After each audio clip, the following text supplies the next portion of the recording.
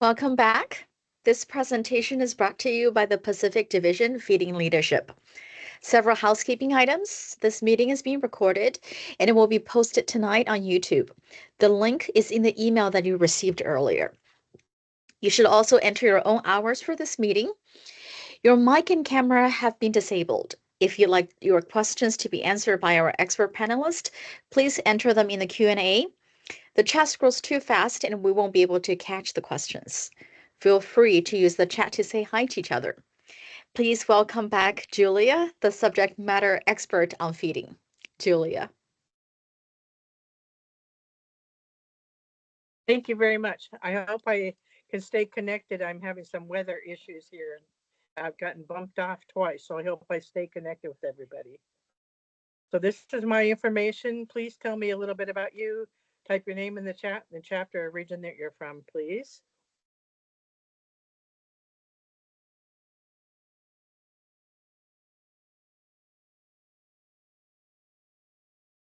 Okay, as you're doing that, we'll go to the next slide. Okay, so we have multiple feeding partners, but my favorite, I have to admit, is working with the Baptist Kitchen because they are a well-oiled machine. They're very organized. They know their business, and if they can't stay on the job for the length of time you need them, they will backfill or bring in another team to support you. It is a little bit involved when we do work with the Baptist Kitchen because, as you see this picture, there's a giant tent there. They bring in a trailer with the tent and all the supplies, and they cook everything outside. But that means we also have to order a lot of supplies. So we're talking yard lights, washing stations, porta potties, forklifts, pallet jacks, a lot of wraparound services that we normally wouldn't have to bring in. Most of the other partners that we partner with that are on the list here, for example, usually supply all their own supplies, like World Central Kitchen, Mercy Chefs, Salvation Army, Operation Barbecue. We rarely work in their kitchens with them. Sometimes we do, but most often not. And they are usually self-contained, and we just pay for the meals. We agree on a certain amount per meal, and then we order the meals from them and just pick up the meals from those partners. With the Baptist, we actually work side by side with them in the kitchen to help support the operations and to keep things going smoothly with our mobile feeding and our service to our shelters. Next slide. So here's this dump skillet. As you can see, this lady stirring the food in that giant thing. And it actually is called a dump skillet because she presses a lever and it will actually pour all that food into one of our Cambros. And as you can see, there's a line of Red Crossers there helping to wash Cambros at the end of the day. So the mobile kitchen is brought in and set up by the Baptist at a Baptist church or a store parking lot. The kitchen is set up outside and can produce thousands of meals once it's up and running. It depends upon the size of the kitchen, and that will be determined by the size of the disaster. So there are some kitchens that could do 4,000 meals per meal time, so they can 8 to 10,000 meals a day. Some can only do 2,000 meals total. So it just depends on the size of the disaster and what size kitchen you're going to be asking to support. And that's a request that we have to go through national to be able to ask, can we stand up a Baptist kitchen? We have had some smaller operations where there was a Baptist church that has a commercial kitchen in it, and we can work with that as well when we don't need a larger operation with thousands of meals going out. So we put in a PO with Cisco, and the Baptist order the food and we pay the bill on that. So we don't pay per meal, we pay for the food as it's purchased. And then we pick up the food after it's cooked and deliver it to where it needs to go. Next slide, please. So on your kitchen management, there's a huge table of organization chart on here. And I'd love to think that we could have all those many people working in a Baptist kitchen, but that's not always the case. So you've got to do what you can when you're organizing a kitchen. You'll have a kitchen manager that actually works on site with the Baptist, and you usually try to have 3 to 4 supervisors working with you. Whoops. Okay. And so sometimes those jobs will have to be doubled up depending on what size crew you have working with you. So all those roles, the load master, the crew, the mobile feeding crew, the routes and planning person are all supervisory roles. So you would be a supervisor in that kitchen working with that crew, determining different levels and layers of what that job is going to be. Next slide, please. So the typical organization chart is you'll have a kitchen manager who can be a strong supervisor or a kitchen manager, an IRV coordinator, a routes and reporting coordinator, a load master, and then an admin that will work very closely with the kitchen manager. And they help support the disaster event-based volunteers and the local community volunteers. So they coordinate their efforts and work with them. That's always a good position if you want to learn to be a kitchen manager, because you're right there side by side with that kitchen manager, learning the role that the kitchen manager is doing. And it's a good opportunity for you to learn that, to see if that's something you'd like to do going forward. Next slide. So the table of organization is a lot bigger, like I said, than than it suggests. You don't always have the option to have that many people. So the choices that I put on here are my choices that I want to make sure that I have if I'm managing the kitchen, because you won't always have the large crew that you'd like to have. And like I said, many of the positions you'll have to double up on, and you'll have to have people do double duties. And it's a great opportunity to learn a lot about how the kitchen functions. And I think the positions are all interchangeable as far as who can do what. But you want to set it up for what your needs are in that kitchen is if you're going to be managing that kitchen. So again, it still could be a strong uh, feeding SV being the kitchen manager, or an actual feeding manager doing that role. Next slide, please. So these are the positions that I suggest and encourage people. There's very minimal training or job descriptions for these positions in our training. And so I like to just interview people and say, okay, this is what we're going to need. For the kitchen manager, you need either a manager or a strong SV. They're in charge of the kitchen and coordinates with the cooking team. And then they're going to be the conduit that's going to work with the feeding manager at HQ. So they will be working in that kitchen with that team. And then you'll have an IRV, which is your emergency response vehicles coordinator. And that's a supervisor position as well, because we're trying to learn about what kind of roles you can do as a feeding supervisor. So they will assign the teams and the routes, and they'll schedule days off, and they complete the staff requests if they need to keep a vehicle and bring in additional staff when it's time for a team to roll off. Each of these supervisory roles will be doing evals for the team that's assigned to them.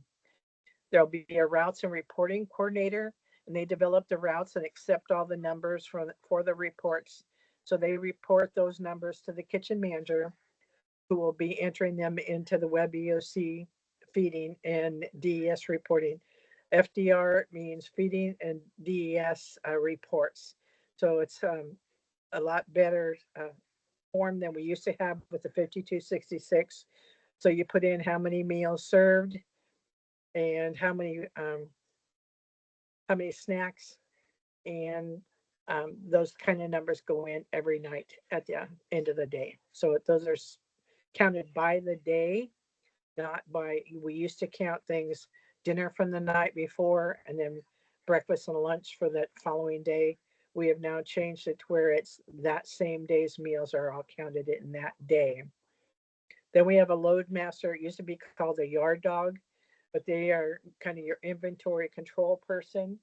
When we do work with the Baptist Kitchens, we bring in a kitchen support trailer that has a lot of the extra supplies that we need on it, clamshells and gloves and all the extra things that you'll need.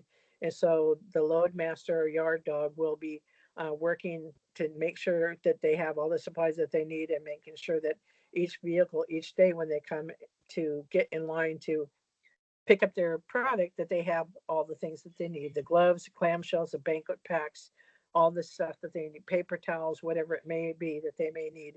So they'll be doing a lot of inventory and making sure that that's all ready for the teams to go. They also will work with the Baptist team to make sure that the ERVs will pull up and they go by the ones that need to go the furthest away first, and they'll put a ERV number on each of the pallets, and you're not to touch those pallets until that loadmaster says everything's on the pallet. Now you can pick it up and go, and they'll help you load that, and then you drive off with your meals to go serve them. And then you have a feeding admin person, and they're normally an SV wanting to become a manager. And so they assist with all the paperwork and the spreadsheets and the inventory. They write 6409s to maintain your inventory, and they manage any disaster event-based volunteers or local community volunteers. Some people don't always know what a local community volunteer is. It's a Red Cross volunteer that is trained but cannot deploy for the full 2 weeks. So a lot of times we'll ask them to fill in for 3 or 4 days at a time if they can, to help to support our operations. And you'll want to make sure that as the feeding admin person that you do a job induction and assign the tasks, especially when you're working with event-based volunteers or local community volunteers that are coming. You want to give them a good opportunity, a good experience, because if they're event-based volunteers, we're hoping they're going to enjoy their operations and what they've done, and they feel like they've accomplished something. And then we hope that they will continue to work with the Red Cross and become a Red Cross volunteer after the fact. In the recent LA fires, we had 14,000 event-based volunteers signed up. And I think they maintained quite a few after the fact because they seemed to really enjoy the jobs they were doing. So they were working as ambassadors at the airport. They were working at the DES warehouse site, at the regular warehouse site. They helped with feeding. So that gave them a full rounded experience on what all we do with the Red Cross. So I'm hoping that they maintained and kept a lot of those volunteers after that event. Next slide, please.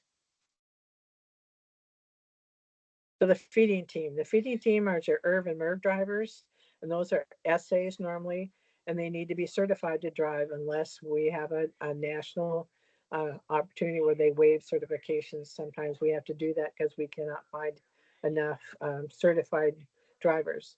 I try to make sure that we have somebody on the job that can certify people so they can get certified. And so there's online classes that you will take, and then you do a physical driving class. They can certify you on the job. It may not happen right away when you first get on the job, but we try to make sure that everybody leaves the job certified if that's their choice to do. So as a feeding support person on the NERV, you may just be a ride along to assist in serving and helping, and it could be a disaster event-based volunteer, a local community volunteer, or sometimes we'll ask the Yellow Hats from the Baptists if they choose to ride along, because they can do all the cooking. They get up at 3 or 4 o'clock in the morning and start cooking. They don't always get to see what happens to the food that they've worked so hard every day to serve and make sure that we get what we need to get on our vehicles. Next slide, please. So the kitchen manager, they maintain the order of the kitchen. They report to the feeding lead at HQ. They work with the Baptist Blue Hat. The Blue Hat, they are well organized machine. Like I said, all the essays, as we would call them, wear yellow hats and yellow shirts. The man with the blue hat is the man in charge. So when you walk into that field of yellow busy bees in that kitchen, you know the guy with the blue hat's the one to go to, and he's in charge. There's also a white hat that is in charge of multiple different Baptist sites because they also do laundry trailers, chainsaw trailers, the shower trailers, and they have daycare teams sometimes as well. So the white hat is over all of those different events. So the kitchen manager will meet daily with the leadership team, which are all those supervisors that I had listed previously. And then you'll attend a daily driver meetings where they'll all come in and meet with the drivers, share any of the experiences or the hiccups that you may be having that day, any concerns that people may have brought up from the night before, and discuss all those before everybody gets their route and heads out for the day. The kitchen manager needs to be comfortable with conflict resolution because there can obviously be a lot of that at times. There's some great classes on Precipio on how to deal with difficult situations and how to deal with difficult people. So it's always good classes to take on Precipio. And you need to be comfortable with mentoring and leading and coaching staff.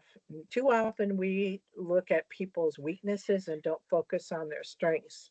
If we focus on their strengths, we develop bigger, better, stronger leaders, and the weaknesses fall along the wayside. And so make sure when you're writing evals that you're making sure that they know and understand nobody's going to get all excellence, and they shouldn't, because none of us are perfect. It's to strive to do better. What you want to do when you're writing an email is saying, yes, you did really good with this, but if you did your job and nothing more, then you're straight down the middle of the road. And I'm sorry, I don't like our evals, because there's either you can walk on water, you did your job, or how did you get here type of thing. So I know they're working on trying to change the evals, but just remember too that everybody has room to improve, and make sure when you're writing your evals that they know the strengths, the things that they did well, and that they know what they need to improve on. Next slide. So your IRV coordinator. So this position is a supervisor position, and they schedule the driver's days off. Normally the team comes in together as a team, not always, but a lot of times when you order a nerve team, you order them actually instead of through staffing, it's through logistics. You order the vehicle with two drivers and they come in together. So a lot of times they'll prefer to have their days off at the same day, but the IRV coordinator will work with that team to determine who gets what days off. If all the teams showed up on the same day, obviously they all can't have the seventh day off. So they need to have a lottery system and say, okay, would you like the sixth day, the seventh, the eighth, the ninth, whatever, depending on how many vehicles all came in at the same time. So the IRV coordinator also matches the driver teams and ride-alongs to see if they have any needs. Some of the bigger orders, when you have a lot of meals or a complicated meal, it's always good to have a third person to help serve when you're doing that many meals. And sometimes we also ask mental health or health services to follow along behind us, and even have DES follow along behind us, and they'll park behind us and hand out emergency supplies as we're driving along. So it just depends on the situation and the disaster. So the IRV coordinator also works with the kitchen manager and the leadership staff in that early morning meeting, talking about some of the concerns they have or some of the victories they've had during the day, that they accomplished some things that they wanted to share with everybody. They facilitate the morning driver meeting, so they'll run that meeting and make sure all the drivers are well aware of what their plans are for the day and what their routes are going to be. You want to try and keep consistency with these routes. Don't change them up, because you develop a relationship with those clients you're meeting on a daily basis when you're doing mobile feeding. And when you do that, you you build a relationship with them, and there's a trust, and then you can use your psychological first aid, which I hope all of you have taken, to kind of listen between the lines as you chat with them. The more you visit with them and chat with them, the more you learn and understand about some of their concerns, some of their needs. You may find out that there's an elderly couple that can't leave their home because they're disabled, and you can leave your vehicle and run the food up to their front door. So it's about knowing and learning about your clients. And I tell you, on Thanksgiving in during Hurricane Sandy in New York, I volunteered to go out on the IRV on Thanksgiving Day so that some people could have the day off. And these people were hugging and crying because we were still there serving them. So I think it's the funnest job in the Red Cross, honestly, to be an IRV driver, because they always look forward to seeing you. And food gives people hope and comfort. And that's what we're trying to do as we do mobile feeding going through the neighborhoods. So the IRV coordinator also work with the disaster event-based volunteers. So they will a lot of times be the third person that goes along and helps serve the meals. And again, as a supervisor, you'll be writing evals. I would suggest that you break it all up and make a list of each person has so many evals to write. And then you can make notes with the other person so you know who's going to write an eval for who, so no one gets left out. Okay, next slide. Routes and reporting coordinator. So that person is a supervisor position as well. And they work with DA, damage assessment, and external relations to determine mobile routes. So that will give us an idea where to go, what areas were impacted the most, so that we can still get into those areas and be able to serve people that are trying to clean up their homes or doing what they can. We try to do what we can to print out maps or routes for the drivers. And then we ask the drivers will collect data. And when they build this relationship with these clients as they're driving through the neighborhoods, they'll find out more information that we need to know. Your managers and supervisors would always rather be over-informed than under-informed. So if you hear information or have people that you meet, please get names, phone numbers, addresses, whatever you can, and share that back with your supervisor and your manager so we can do what we can to make it a better situation for our clients and those around us that may need additional assistance. So we collect that data from the drivers.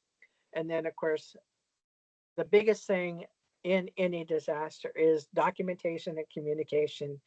It'll either sink you or swim you. And if you don't document everything, spreadsheet everything, someone's going to want that information later on down the road.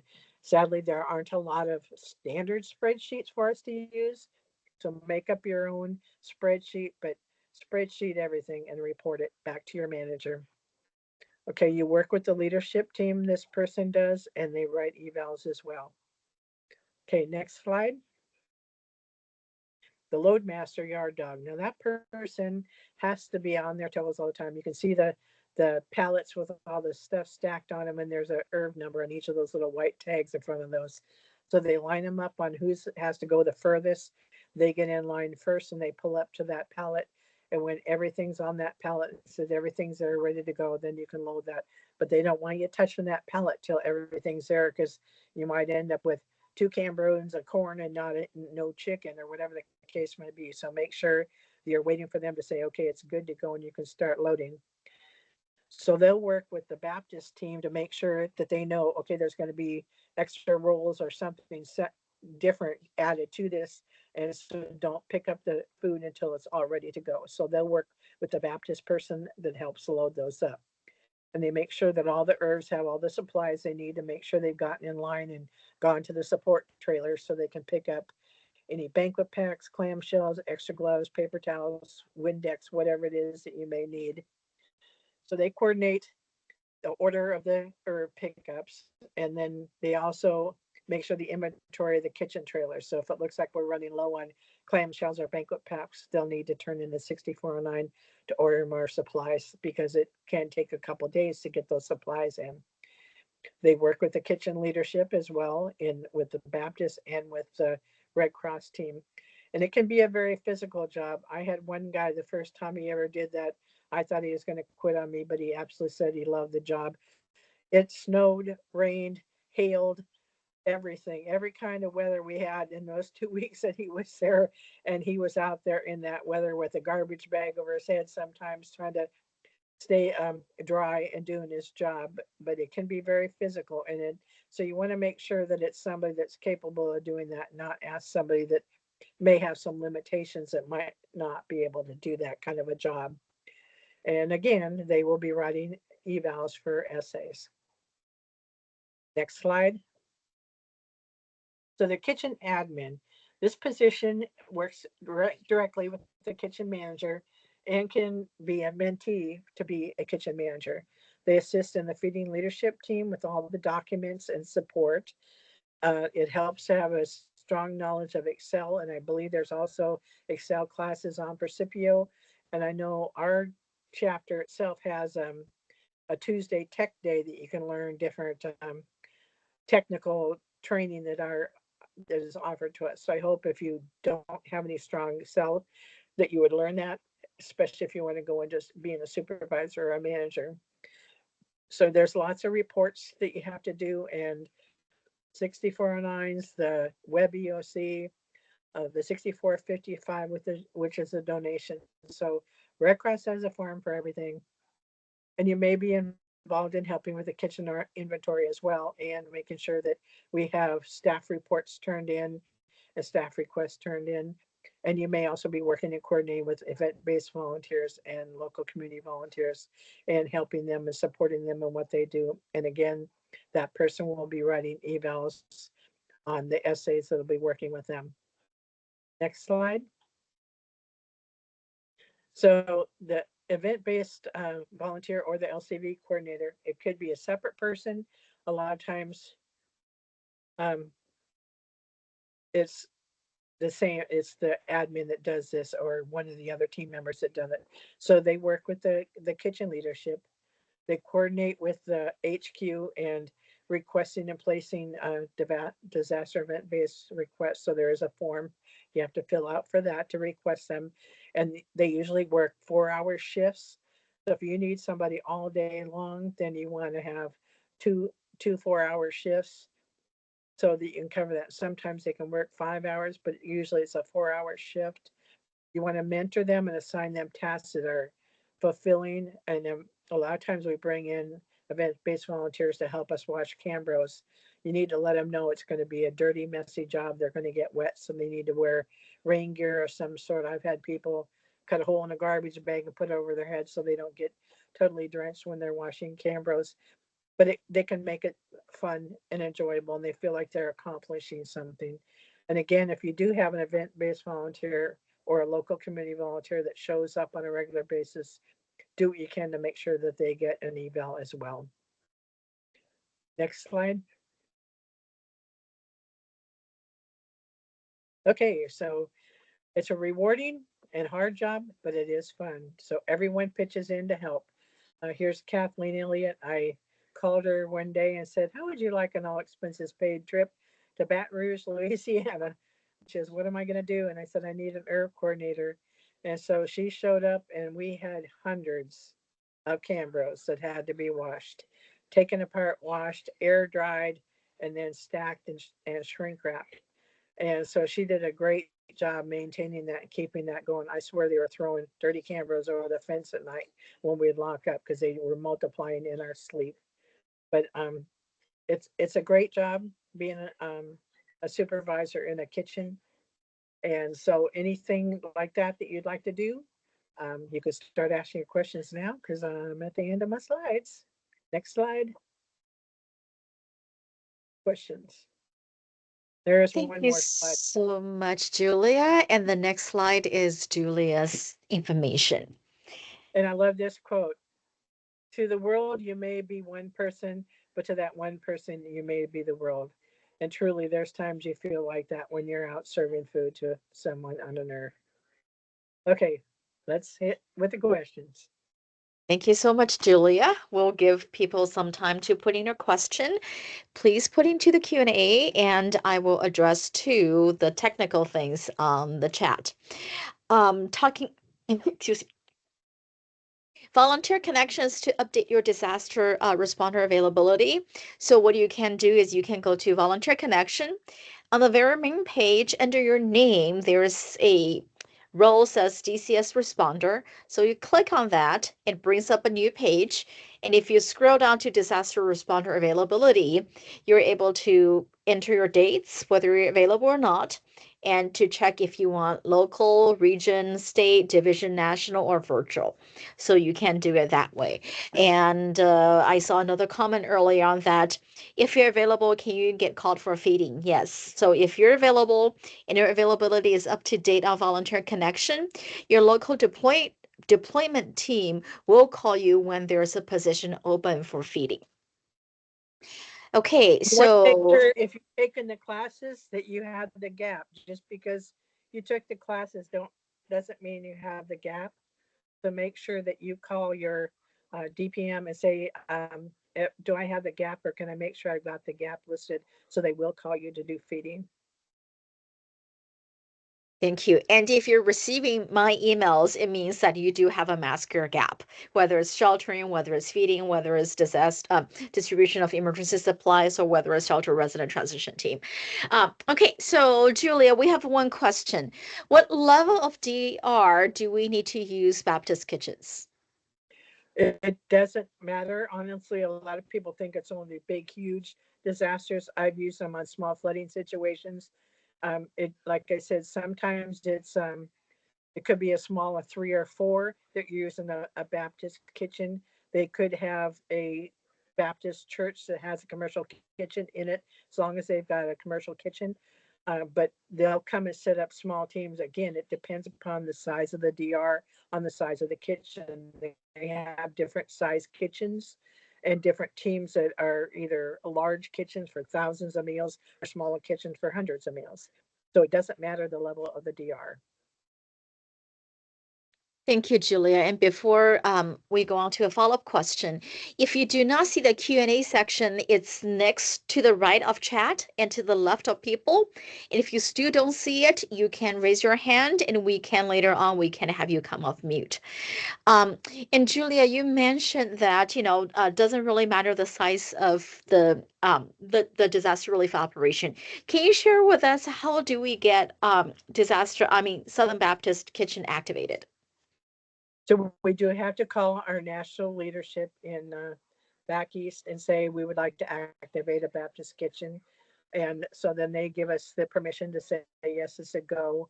And we'll tell them it's either in a church that it's just a commercial kitchen, it's a quick and easy, or it's the full blown deal. So then we have to set up a PO with Cisco. And then you have to write about 1764 lines. Well, you wouldn't if you're a supervisor in this role. The feeding lead at headquarters were to order all the supplies, the wraparound services, your porta potties, your hand washing stations, propane tanks, forklifts, dry boxes, pallet jacks, yard lights, heaters, whatever, all the stuff. And so we have to write 64 lines to have all that stuff brought in to set up for the kitchen.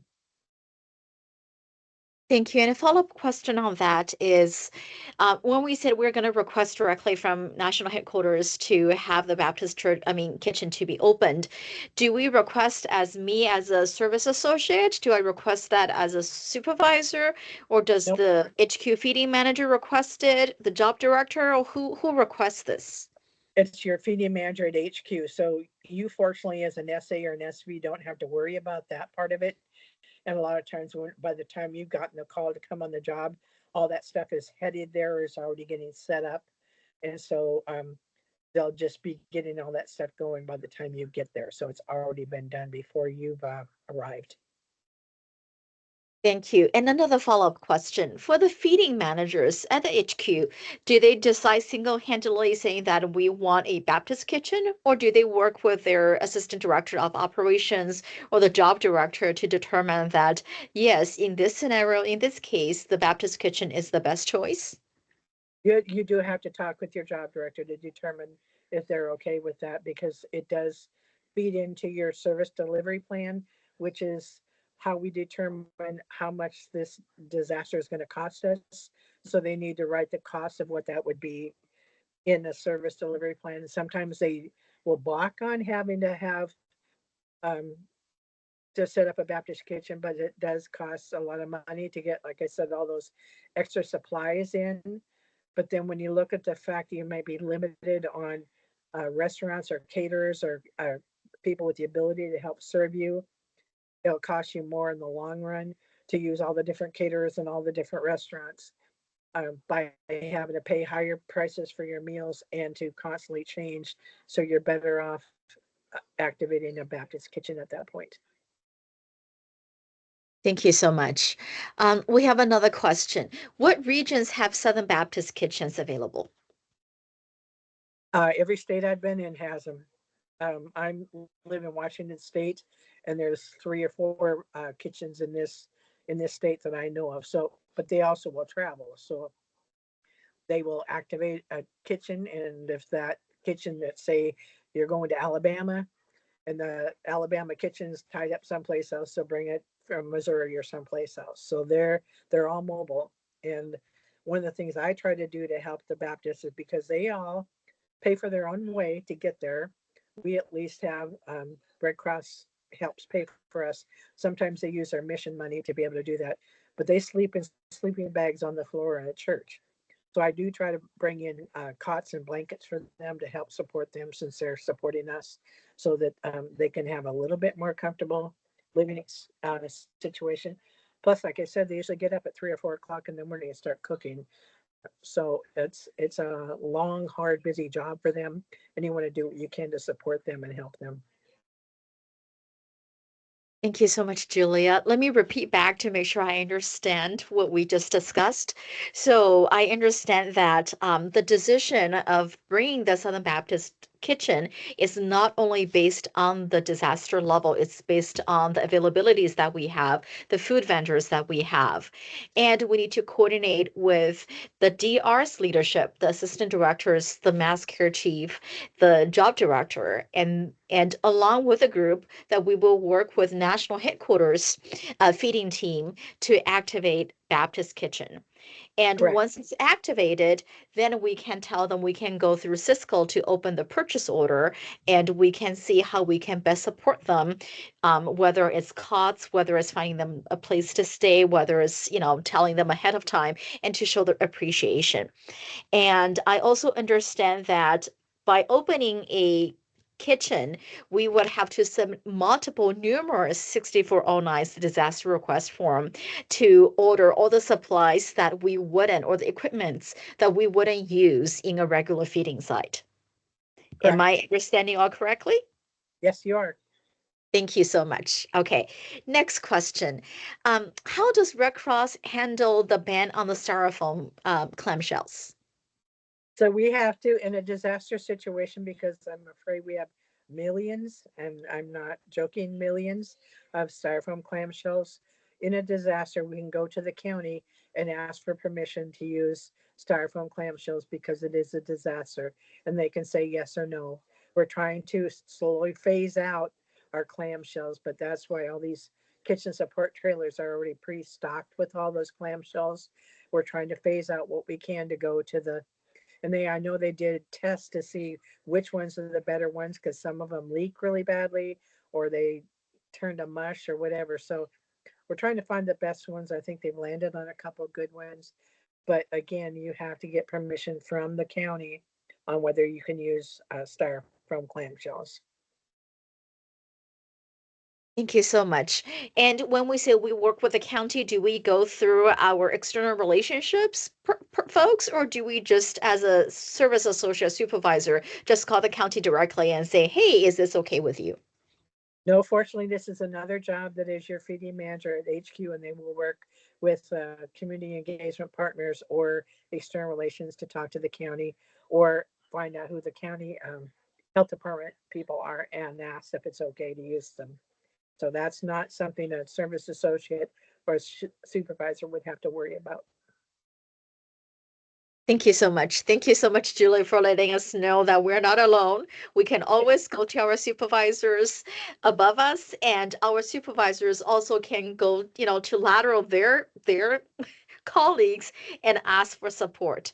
Okay, I do not see any questions in the Q&A, and I don't see any other comments in the chat. Does anyone have any other questions that you want to raise your hand or come off mute? I would like to add that you should try, if it's the first time you've worked in any of these roles, get a phone a friend, and my information's on there. I'm easier to get a hold of when you text me because I might be in a meeting and I can still answer a text message. I may not be able to answer the phone, but get a phone a friend. That's, and when somebody asks you to do something, it's like, now they're asking this and how do I do this, or should I do this, that, or whatever. When I went to Hurricane, what was the one before Milton? Helene, the poor guy that was there for 3 days by himself until I got there. I felt so sorry for that poor young man because he'd only been with Red Cross for 3 months, and they said the other guy had to leave sooner than I could get there, and so he had to run the whole show for 3 days till I got there. So we did a lot of phone talking, trying to walk him through to make sure that he wasn't going to panic to leave the job because he got overwhelmed. Always make sure you've got some type of phone a friend that can help you walk through whatever you need. Thank you so much, Julia. While we're waiting for more questions, either in the chat or Q&A or raise your hand, I'd like to ask some tips of yours. You mentioned several things earlier, and I want to see that from you as a manager, as a assistant director of operations, as the expert of, for feeding, what particular things are you looking for that as a manager, if let's say you have a group of people that, let's pretend that 20 people are arriving today, and you have multiple positions open. Can you share with us what specific qualities you're looking for? We'll go through this slide for event-based volunteers coordinator. What, besides the one that we talked about earlier, any other qualities that you're looking for in them? So that's why it's always so important to do a job induction. I like to sit down one-on-one with each person, and sometimes you can do it in a group of 3 or 4. But I ask each person specifically, how long have you been with Red Cross? How many deployments have you done in feeding?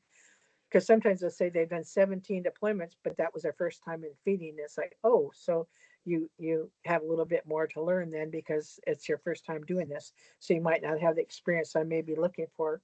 Then you ask what type of work they did or still do if they're still working. So you kind of have an understanding of what their background is and what kind of things they like to do. And then the biggest thing I need to tell people, if you're one of those hands-on people that are not good at delegating, you probably shouldn't be a supervisor because you have to delegate. The biggest thing with being a supervisor is you're the one with the clipboard walking around telling other people what to do in a nice manner and mentoring them as you do it.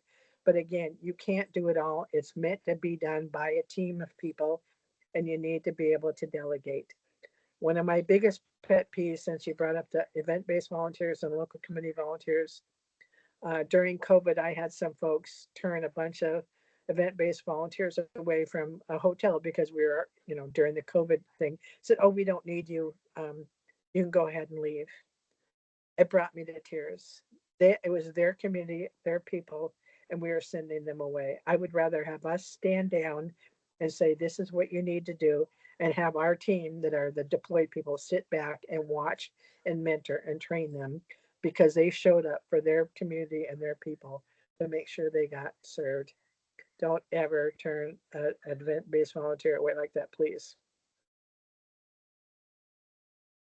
Thank you. And before we go to the question in the chat, Um, can you share with us, besides the one that, the job induction that we're doing, the compassionate care that we're providing to our clients and to our colleagues, what else are you looking for if they're interested in the event-based LCV coordinator position?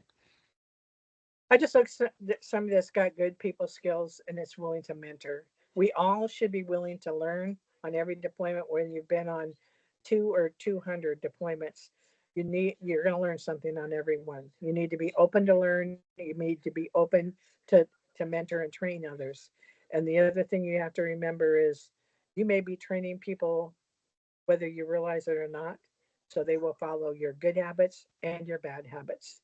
Make sure the habits you are teaching them are the right ones that you want them to walk away with.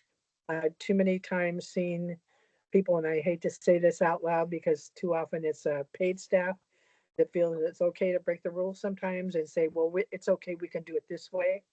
I said, you have just now retrained a volunteer your bad habit, and now they're going to go the next DR and they said, well, they let us do it on the last one. So we have policies and procedures for reasons, and they're tried and true, and we do what we can, always putting the clients first. So we need to make sure that we are doing what we should be doing and try to stay within our policies and procedures. Thank you so much. Thank you so much, Julia, for reminding us everyone is equal, everyone's welcome, and we do want to follow the procedure to the best that we can. And we also understand that we need to be flexible. There are always exceptions to the rules. And when there's an exception, please make sure that you get the okay, the approval from your supervisor, not just saying that, okay, we'll make the exception now and, we'll follow up later on. So make sure you get your approvals and make sure that we train our team, we mentor, we can always learn from each other. Next question we have is, what if the meals served are not well received by the shelter residents, whether it's for cultural or dietary reasons? Do we have a feedback system that we can let the HQ team know? Yes, they should be talking, that shelter manager should be talking to the sheltering HQ manager because they should be having some type of a ops meeting every day to talk about concerns they have, or if there isn't one, a phone call or a text or an email will accomplish whatever it needs to be done. There is another on one source a folder or flyer that talks about cultural meals, whether it's halal or whatever, religious situations on meals. You should read that, know what that is. It should be under that or under the feeding toolkit, and it'll help you understand that what meals you supply and why. We have had to buy rice cookers for a lot of Asian folks eat rice at every meal. So we've had to go out and buy rice cookers to make sure we serve rice at every meal. We do what we can to support all the different cultural needs that are there available. Some of them, if they're a medical concern, they can get a little complicated. And then we want to lean in with health service to see what they can do to help us and do what they can to support the clients, because we want to do the best we can to make sure that they're comfortable. Like I said, food is their comfort when they're overwhelmed and stressed out, and we give them the comfort that they hopefully can have while they're trying to get through what they're going through. Thank you, Julia. The next two questions are similar. One is that what do you do if you find out the food you don't have enough food? And the other side is what do you do if you have too much food? So if you don't have enough food, then you got to call right away, because fortunately, a lot of times we have multiple herbs driving around, and they all talk to each other with the radio, and they can call and say, "Hey, I ran out of food over at HYZ shelter. Do you have more food? Can you meet me and bring it over?" So we can do that. Most of the time, if that doesn't work, depending if it's a smaller operation, there aren't a lot of mobile vehicles around with meals on them. We will ask the sheltering supervisor, should have an MCPC card. They might have to go out and buy extra meals for that.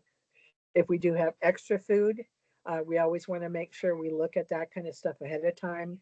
If there's homeless shelters or men's shelters or women's shelters, any kind of sites like that, fire stations, police stations, that we can drop off extra food to make sure that it's used if we can find that, as long as it's at the proper temperature and hasn't been sitting for too long. Thank you. And what happens if we have too much food? Well, like I said, you find somebody you can donate the food to, or you're going to have to toss it. You double bag it and toss it when you come back to the kitchen site. Thank you. And as the supervisor on the team or as the headquarters manager, do we take the feedback that, if we have too much food left over or if we don't have enough, what do we do moving forward for the next day or the next operating period? Usually, it's the agreement's been made with the feeding headquarters person. But if you're working in this Baptist kitchen situation, your kitchen manager on site will work with them, and a lot of times they will have extra food behind. Sometimes you can say, "Is there extra food?" And you can have somebody run back and get the food and deliver it. If it's too much food, you just cut it back. Usually, you determine every night by 4 o'clock. The kitchen manager meets with the Baptist Blue Hat, and they'll say, "We're noticing that we're getting too many meals in this particular area. We need to cut them back." And so we'll make arrangements to cut back the meals if it's too much. And sometimes it's just a guess. You want to wait and see how how the food is being received, how many meals you need, and sometimes you overshoot it, sometimes you undershoot it. So until you get a stable plan and consistency with the clients you're serving, it'll take you a while to figure out, what your steady meal counts are going to be. Thank you so much, Julia. So, what I'm also hearing is that we really do rely on the feedback and the field team for their eyes and ears to let the headquarters person know whether it's too much or too little. And we are also asking them for grace that sometimes it might take a little time, a few days, to adjust the numbers and to find the quote unquote perfect number or the number that we don't have to waste too much. I see another question. Can we offer extra meals to the shelter clients if there's too much food left over? Oh, most definitely, yeah. Thank you. And let's see, another question in the chat. What is a good practice when ordering meals? Do you order a little more meals? If so, how much, just in case? Or do you order the exact amount? You want to order at least 10% more than what you may need, because a lot of times in shelters we have walk-ins that come in, and that way you've got food to support them. Um, then you can either put them in a clamshell and write the date on them and put them in the refrigerator. If somebody's working late or comes in late, that you've got a meal that you can heat up for them that they can have for later. You also want to work with and hopefully you're having some type of a shelter meeting with your clients in the shelter. How many people are working, and do they need sack lunches instead of a hot meal? So your lunches may, normally you maybe need 150 meals for dinner, but you're only serving 100 at lunchtime because 50 of those folks are working during the day. Do they need us to make sack lunches to make sure that they're prepared to have something to take with them? Thank you. And I have a follow-up question on that. So let's say that this is not a hurricane, this is not a flood, this is a multifamily fire. You know that you have a certain number of people displaced, let's say 50, and you know you have 10 staff. We're pretending that as well. Would you still order the additional 10%, or would you say that knowing that the max number that you have is 50 for the clients, and you'll stick with the 50? Well, you still want to feed your staff. The staff are included in that count as well. You always feed the staff as well. But you might want to order maybe not 10%, but 5%. What if it's a really good meal and they want, some people can eat 2 meals, and that's okay as long as everybody gets a meal. Got it. Thank you. Let's go to one more question in the chat, and then we'll go to the hand. So you mentioned earlier that we also do order food for our volunteers, our staff. So do we also count them as well? Yes, you do. So that is part of the reporting that you will submit it to the FDR, correct? Yes. Thank you. And let's see, Roger, you're able to come off mute and ask your question.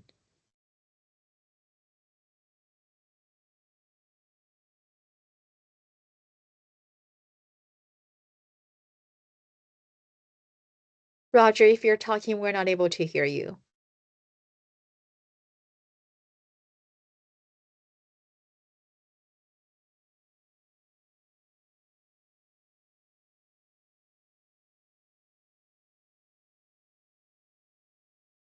Okay, I no longer see Roger's hand. I no longer see Roger there. So we still have about 9 minutes. And Julie, I want to pick your brain. Um, let's say let's say that I've deployed to feeding operations before, but for local operations. And now I'm on a national operation that you have a field kitchen set up. As a person that is interested in feeding and wants to learn more, what's the best way to learn more besides the kitchen admin and also the HQ admin? I think just jumping into taking any one of those roles, because all the roles in a Baptist kitchen are going to be a supervisory level role. So you can learn different roles, and you may find, wow, I really like the herb coordinator part.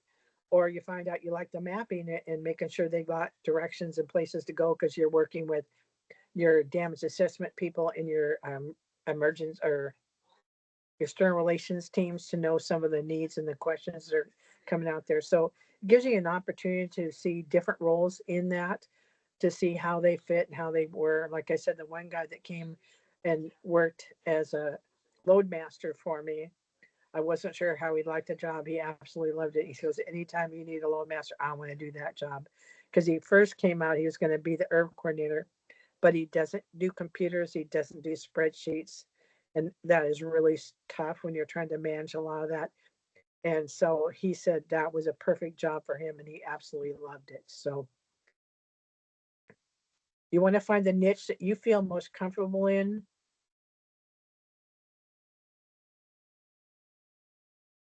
Thank you so much. And hence the importance of the job induction and the initial interview with the team to determine what their interests are and what the position is best suit for them. Yep. Another question is that, let's see, do we feed the facility staff or law enforcement or all the other volunteers that is not part of Red Cross? Yes, we do. In fact, when we were doing the mobile feeding, if there are down power lines and there are people out there working on the power lines, we asked if they'd like meals as well, and we will feed them. That's our job. Thank you so much. And that's why it is good to always ask ahead of time who's staying for lunch, who's staying, especially during shift changes, to see if they have the incoming shift and the current shift to order extra meals for that. Polly, I'm not sure if I understood what the question is. It says, what roles monitors food temperature rules? So actually, everybody monitors that. When you're working with the Baptist Kitchen, they put a label on the camera on what time that they temped it and what temperature it was, so you know that temperature. When you're doing mobile feeding, every time you open up, that's why you want to keep your Cambros, your red cooler boxes. They keep the food either hot or cold. That they are sealed all the time because when you open them up, the food will cool off faster. And if you don't have full Cambros, they cool off faster. So you always want to temperature them on a regular basis as you're serving them. So everybody is involved with making sure that you have the proper temperatures. And again, it's our rule of four. So under 40 for cold items, over 140 for hot items. And if it goes below that temperature, you've got 4 hours before you have to toss it. Thank you so much. And there was a follow-up question from earlier that we said it's okay to give extra meals. The follow-up question is it okay to give extra meals? The second, the third, the fourth? If they're still hungry, feed them.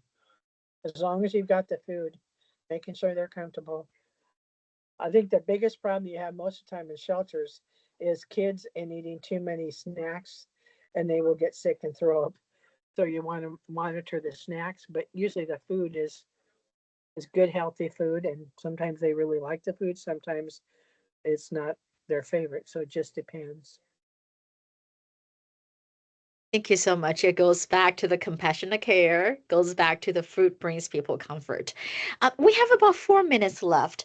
Julia, do you have any lessons learned or tips for someone that is a brand new SV that coming to the field kitchen for the first time? Any tips? I think just be willing to experiment and try it and be brave. And like I said, have a phone a friend. If you want to go out and deploy with me sometime when I'm deployed and you know I'm there, give me a call or text and I'll make sure that you can try to get on the job so that I can mentor you as you go along. Thank you, Julia, for offering the mentorship and also phone a friend. And like I said last time, that Julia has been deployed to over 75 disaster relief operations. So she is the expert. Okay, another question. What is the gap for the IRF driver? It's a feeding essay. And then you also have to have the specialty vehicle training, which is online classes. And then there's a driving class that you actually have to take to pass as well. Thank you. And you're able to work with your local workforce team to get Yes. your IRF certificate. Okay, Right. another question for night shift. Do the night shift folks get sack lunches? Do they have access to a microwave? And how do you prefer to feed them? The night shift, they usually try to eat dinner before they come into work. And then they'll a lot of times have snacks or food. And we do try to make sure that there is a refrigerator and a microwave. Oops, did I get disconnected? I can't hear Okay. you. Okay. It went, I blipped out for a minute. You just want to make sure that there's food available for them. And they usually try to make sure there's a refrigerator and a microwave available. Thank you so much. And if we don't have a microwave available, we're able to work with our colleagues in the logistics and to secure a microwave or work with the facility folks to see if we can get a microwave. Okay, the question is, can we please add the Irv Drive gap requirements links into the chat? Yes, definitely. I can go ahead and do that in just a second. We have 1 minute left. Any last minute tips that Julia you'd like to give for the folks for attending today's session?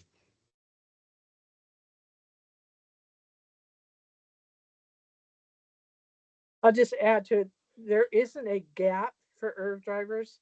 Your gap is a feeding associate. So it'd be a feeding SA. And then you have to take the specialty vehicle training to become an Irv driver. So you're a feeding SA, that's your gap. And then the specialty track is as a special addition to your feeding SA gap. I hope Thank that you answers. so Thank you so much. So Robert, for some of the positions that we have in Red Cross with deployments, certain ones that has a specialty track and certain ones has a gap.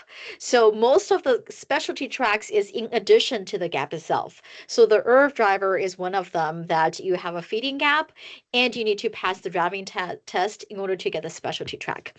So it is 6:30. Thank you so much all for joining us. Thank you so much, Julia, for your expertise. I will go ahead and drop the link for the specialty track requirements for IRV in the chat. And I hope to see you all next week. Same time, same link. And have a great night. Thank you.